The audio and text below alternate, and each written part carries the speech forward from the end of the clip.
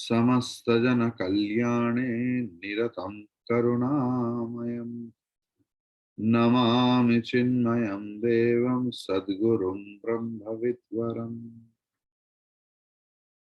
Harihi Om. We are at the end of the text, but there was a lot of things to say. That is why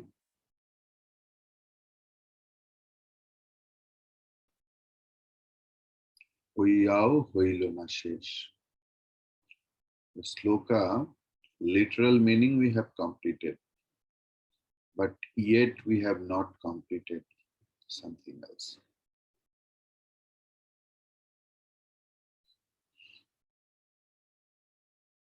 We have discussed a lot about what is bhajan, what is seva, what is bhajasevaya, what is vinishkriya in our previous class. Here, one thing I just want to mention a little bit, that Swatma Tirtha, one word was there. Can you remember the sloka? One word was there called Swatma Tirtha.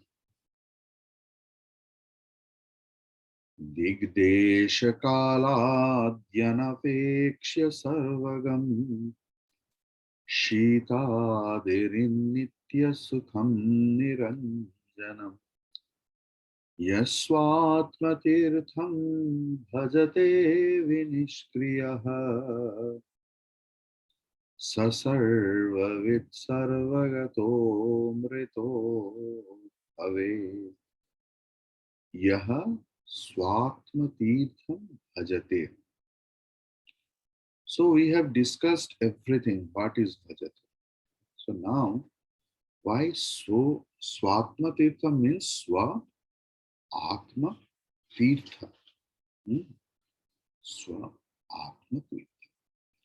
And na digdesha kala dhyanapeksha means digdesha kala anapeksha, which has no apeksha. So that tirtha has no apeksha, means no location exact here and that I have to go to Puri or Dwarka Desh or Vaidyanath. There is no timeline, no location, no reservation, nothing. Means for Jnani, for Swatma Tirtha Darshana, no dik, no direction, no limitations of direction, place, time, etc. Wherever we want to go for a pilgrimage, that pilgrimage places are separated by space, direction, time. Those are a big factor. And time is another factor.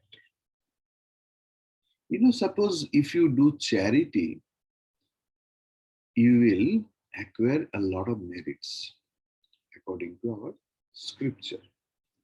But that merit will be bigger if you do charity in particular time stated in the scripture.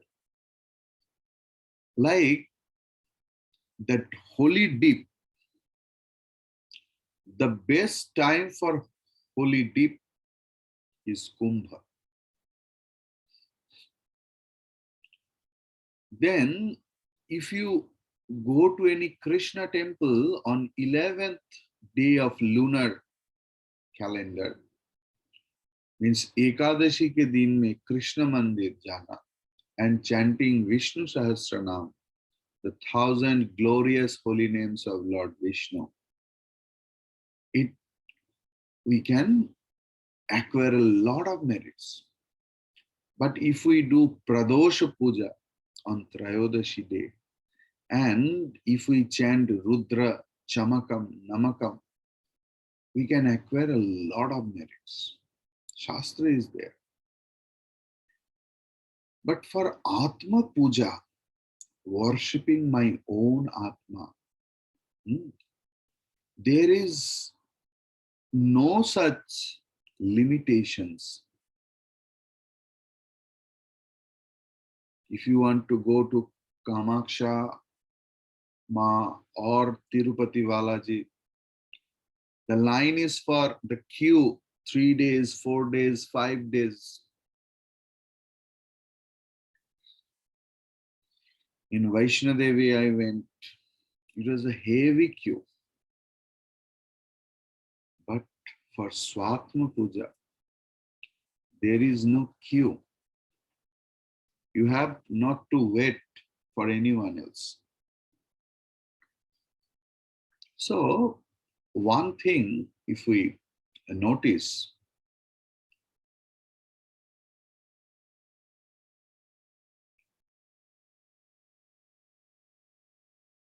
yaha vinishkriyah san dig desha kaladi anapeksha sarvagam shitadi rit nitya sukham niranjanam swatmatirtham bhajate sah sarvavit sarvagatah san amritah bhave.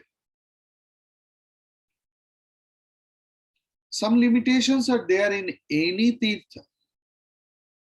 And the thing, like at the time of lunar eclipse, if we go to Kashi or Varanasi, it's very meritsome. In Madhu Mas, one Mas called Falgun, means just after the winter. If we go to Gaya, it incurs a lot of Punya. Shastra is telling. Then in heavy winter, Magha Mas, if we go to Prayag, that incur a lot of merits. And if we want to go to any place, we have to have some pathasram. Some tiredness, exhaustion will be there. If there is very luxurious transportation also, we have to wait for something and we have to incur money, save money, spend money. Then we have to struggle with the cold and hot.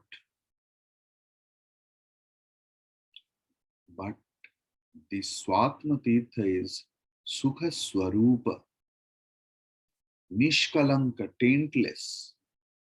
And there is no fear. You know, some people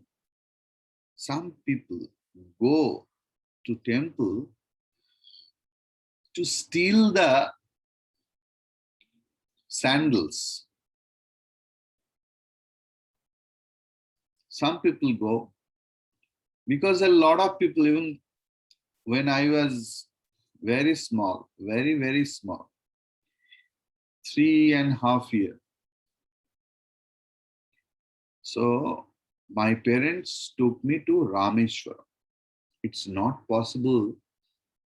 What I saw on that time, it's not possible. But you know, I don't know, somehow my memory, two things are kept. That I lost my sandals, first thing, and I went to Vivekananda Rock. That two things still, because when I asked about this to my mom was surprised that How can you remember those things? Then you were only 3.5 years. So it was in my mind. So why I am telling, in Swatma Tirtha, there is no fear of getting stolen by anyone else. Your sandals are safe in Swatma Tirtha. And who are following Paramhansa Ashram in himself, they do Atma Tirtha Sevanam. He knows himself as the substratum of everything else. That is why he is Sarvagna. Now, some referential verses I will just tell you, because some students asked me personally that if any other references are there, or it is Bhagavan Shankaracharyaji's own concept that a Jnani is Swatmatirtha Sevanakari. Well, yes, there is some Shastra Pramanam. Like in Brihadaranya Upanishad 4.4.6, it is there, Brahmaiva san Brahmapyeti. A person is really a Brahman. But when that person comes to know that he is Brahman, or comes to know about his own intrinsic nature, he becomes Brahman. Now,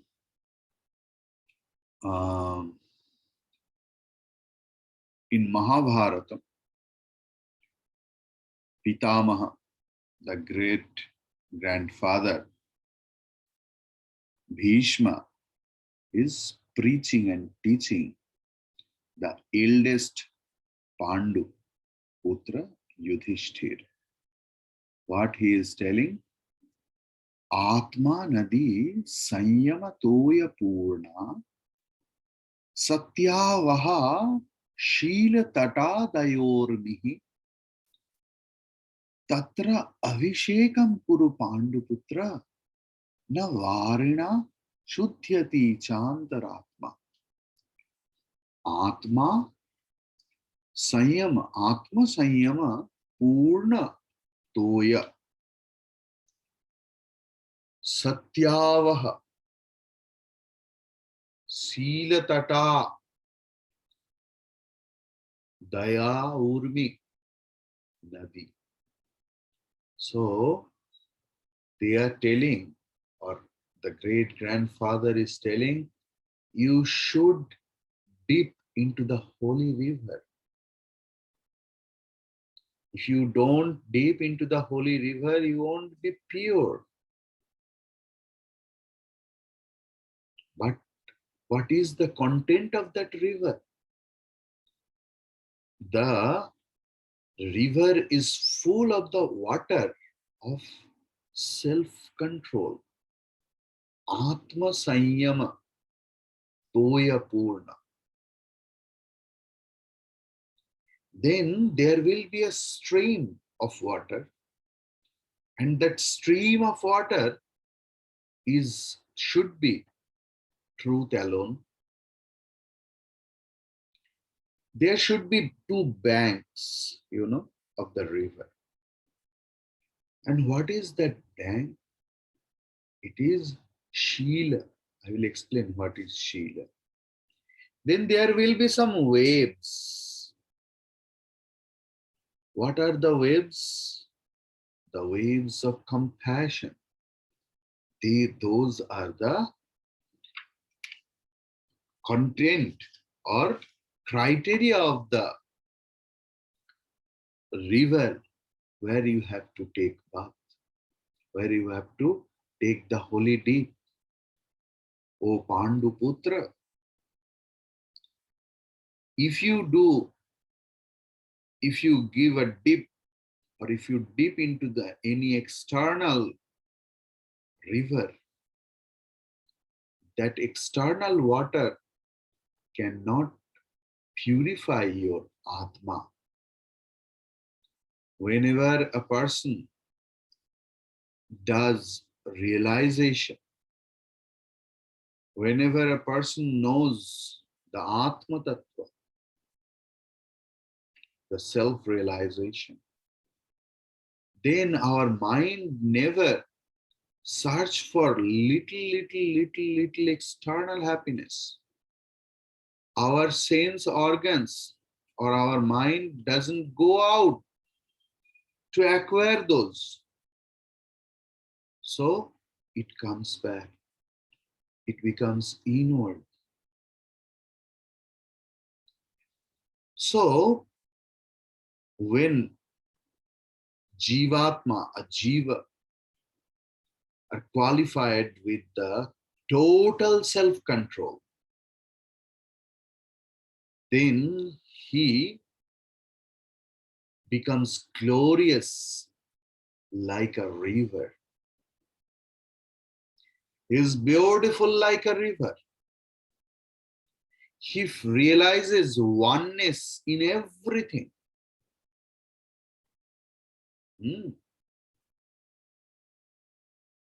So, and another thing, in his external affair, in his external behavior, there is no lies. He should be a person of truth. He should be a truth speaker externally and internally. Because sometimes we externally speak the truth, but we regret it was better if I did not say that. Those conflicts are not there. He reduces his cruelty.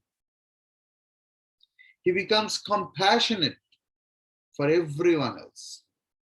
He leaves his crookedness. He leaves his jealousy when he sees others people's growth. Instead of that, he becomes Satyanishta. He becomes established in truth. He incurs a lot of compassion, lot of forgiveness, lot of truthfulness, steadiness, contentment, and Satyanishta is like the stream, the flow of that Atma Nadi. Compassion is like the stream of that river. And its bank is steady with compassion, contentment, everything with everything else. That is why there is no flood. And Bhishma is telling that is the highest pilgrimage. That is Atma Nadi, Charamatirtha, Paramatirtha. And he reminded that if you take holy dip even in the holiest river Ganga, the maximum you can cleanse your body, mind, anger, jealousy, means our external body, gross body, and subtle body. But that doesn't purify your Atma. So, a real Swami, real monk, real brahmachari, or a real practitioner of these qualities, he may be a householder also. They every day take holy dip into that Swatma Tirtha. In Vishnu Bhagavatam 1.3 13.10, there is a sloka. Sadhunam darshanam punyam tirthi bhuta hi sadhava tirthi kurvanti tirthani swantasthena gadavrita. So, who does that parama sadhan and who helps people to do parama sadhana, because sadhu not only does his own sadhana, he helps people to do the sadhana also. He is a sadhu because the etymology of sadhu is sadhnoti iti sadhu, who is always engaged to do the betterment for the others. So he is free from all sins, and a real monk become a moving pilgrimage. Bhagavan Vishnu always stays in his heart. Bhagavan Vishnu always stays. That is why wherever that saintly people go, that place becomes a pilgrimage. Not only that, when common people, when sinful people go to pilgrimage, they actually makes the pilgrimage dirty. So whenever that saintly people go there, they again cleanse the place. So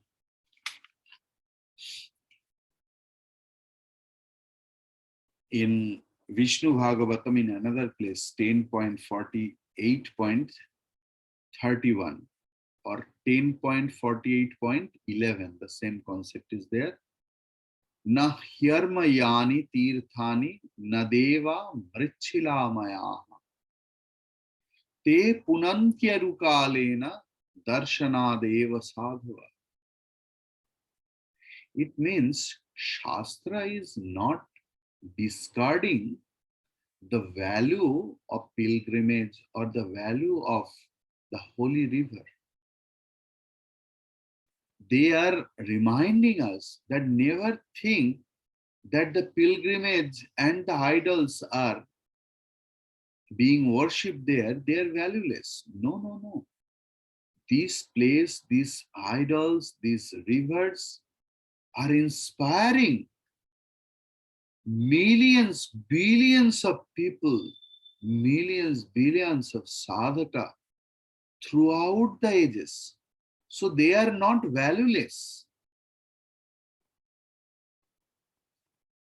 So it is told that if we see one real sadhu, the same value we get, the same merits we incur, what we incur by going physically to visit any pilgrimage. Sadhu is that pavitra. And Shastra is telling sadhus are greater, meritorious than any pilgrimage, any gods and goddesses.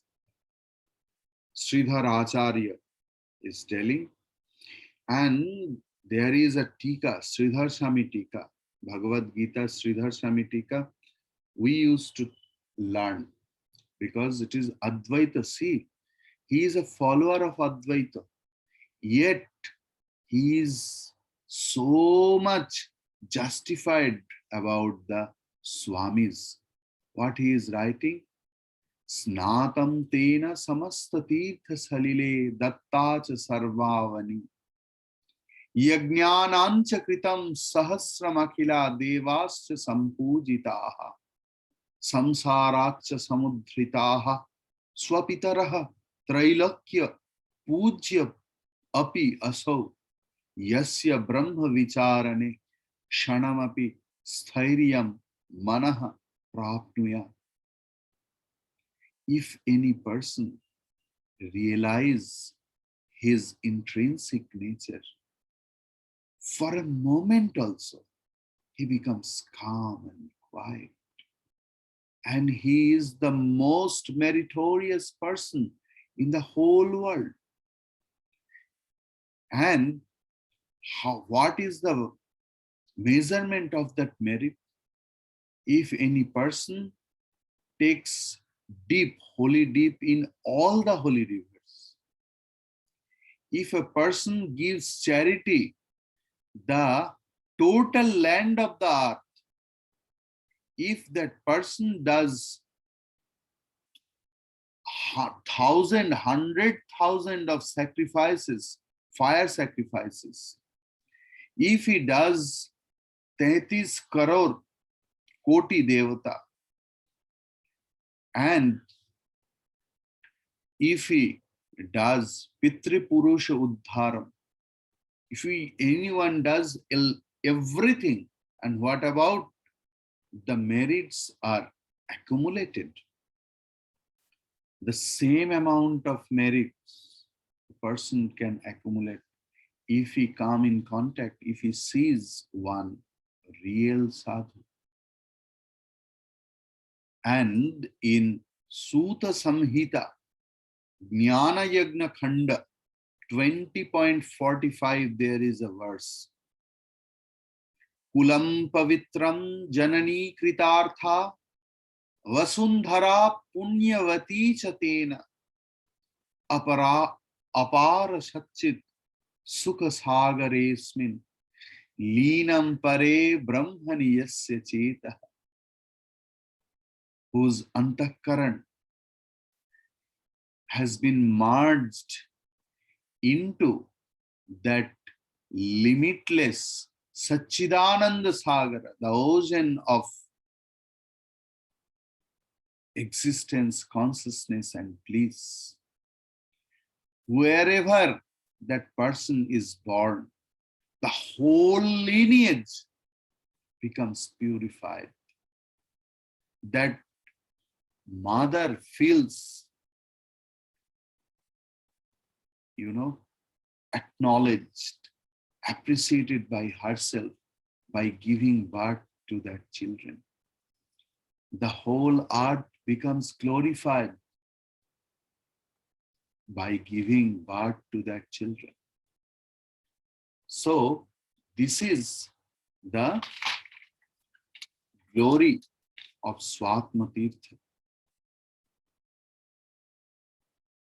Mama bhavet pada pankajayoho guroriha paratra gati pradayor natihi vasati yatra vimuktihi aharnisham tadupama kathayami katham gira. I hope my pranam has been reached to the holy feet of my Guru. What is that holy feet, holy lotus feet? Where all the gods and goddesses are there. How should I give the example of that? So, in conclusion, that where the sea is stormy or calm, the sun always shines on it. Similarly, the pure Atma, the truth, which is beyond everything else, which is beyond time, space, and causality, which is all-pervading, which has no duality, which is the pure consciousness in all awareness, which is the substratum on which all the pluralistic things play about, is the one consciousness which illumines the entire creation.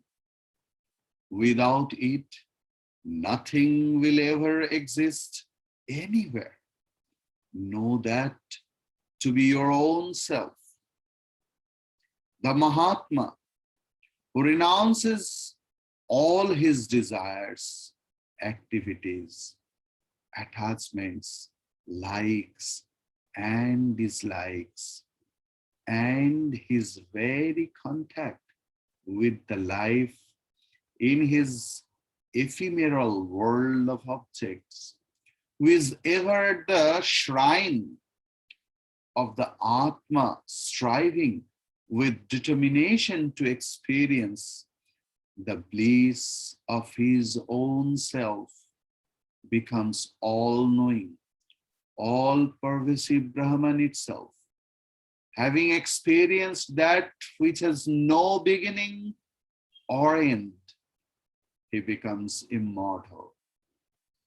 The dreamer, when he ends his dreams and wakes up, becomes the waker himself. The limited ego, on transcending the mind, the intellect, equipment itself, becomes the immortal Brahman. I will end up with two beautiful slokas. Guru Gangam Aham Vande Plutoya Jnana Dharaya Tapatrayam Apakritya Shanti Shaityam Upasraya. I always invoke, I always pray, I always worship my own Guru Murti, means Guru Shakti. Guru is a Shakti, a flow of the energy. He is not at all confined by this physical leather body. So I am worshipping that Guru Shakti, which is like a river Ganga. We take holy deep into the stream of knowledge.